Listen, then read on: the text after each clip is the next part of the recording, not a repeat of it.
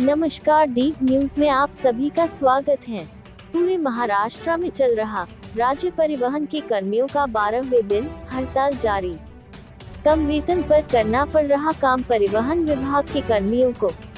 महाराष्ट्र की जीवन रेखा यात्रियों की सुविधा के लिए जहां गांव वहां एसटी जैसी घोषणाओं के साथ राज्य भर में राज्य परिवहन निगम के माध्यम से यात्रियों को सुविधा दी जाती है, किंतु राज्य परिवहन निगम के चालक, परिचालक समेत अन्य कर्मचारियों को आज भी अल्प वेतन पर अपनी ड्यूटी करनी पड़ रही है। इसलिए कर्मचारियों ने अपनी विभिन्न मांगों के लिए आंदोलन शुरू किया है।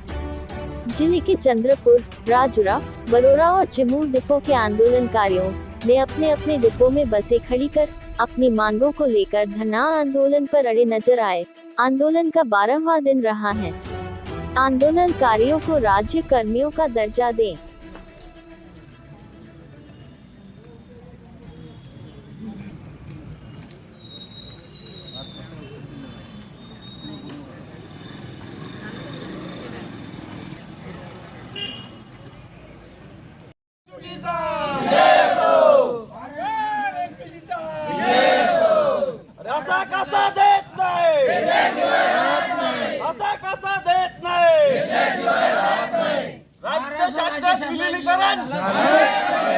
राज्य शासनात विलीनीकरण हम सब एक हैं।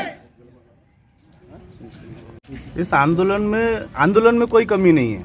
कमी हमारे सरकार में है और एसटी महामंडल के अंदर में जो संगठनाएं थी, उन संगठनाओं को जो नेता लोग चला रहे थे, पुढारी लोग चला रहे थे, उनके अंदर कमी थी। एसटी महामंडल के अंदर में 1,20,000 कर्मचारी है। इन 1,20,000 कर्मचारियों को जो पेमेंट दिया जाता है वो ना के बराबर है। अगर हम दूसरे डिपार्टमेंट की तुलना में देखें तो इनमें ज़मीन और आसमान का फ़र्क है। ये फ़र्क क्यों है? हम लोग डेली कैश जमा करते हैं शासन के तिजोरी में, पर वो पैसा जाता कहाँ है? दूसरे डिपार्टमेंट को जाता है। एसटी महामंडल से 17% जो पैसा है वो शासन के इसमें जाता है। एसटी महामंडल में जो पैसा जमा होता है, इसी पैसे से बाकी के 4 डिपार्टमेंट को पैसा पुराया जाता है। हम पैसा कमा के देते हैं और हमारा पैसा दूसरे डिपार्टमेंट को जाता है, फिर हमें पेमेंट कम किया जाता है। ये एक शासन की तरफ से बहुत बड़ा सवाल है। मैं पूछना चाहता हूँ शासन से कि हमारे तरफ जो देखने का नज़रिया है वो इस तरह का क्यों है? हाँ, सरकार से आपकी क्या मांगे रख? सरकार से हमारी सिर्फ एक ही डिमांड है, हमें राज्य शासन में विलीनीकरण कीजिए। हमें सरकार से कुछ दूसरा और कुछ नहीं चाहिए, क्योंकि इसका कारण ये है कि हम बहुत झेल चुके हैं, अब झेलना नहीं चाहते। मर के जीने से अच्छा है हम एक बार मरेंगे। हमारी डिमांड पूरी कीजिए। दूसरे राज्य में अगर देखा जाए, हमारे पड़ोसी राज्य है, आंध्र प्रदेश है, तेलंगाना में है, अगर वहाँ पे विलीनीकरण हो सकता है, अगर आरटीसी का जो एक्ट है वहाँ पे लागू हो सकता है, तो उसी एक्ट के जरिए हमें भी विलीनीकरण कर दिया जाए। इसमें कोई प्रॉब्लम नहीं है। प्रॉब्लम है कहाँ पर? मैं सरकार से यही पूछना चाहता हूँ। अगर आप विलीनीकरण नहीं कर सकते हैं तो कुछ ऐसा निर्णय लीजिए जिससे हमारा घर चल सके।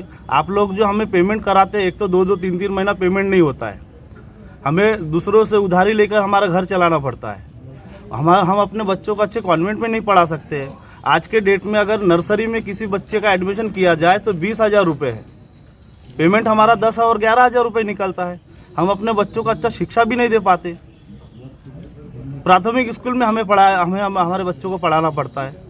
हमारे जो बगल में रहने वाले लोग हैं, उन बच्चों के साथ हमारे बच्चों के साथ कोई ये नहीं होता है। हम करें तो क्या करें? मेहनत तो हमसे गधे और बैल की तरह कराया जाता है, फिर हमें उतना मेहनताना क्यों नहीं दिया जाता?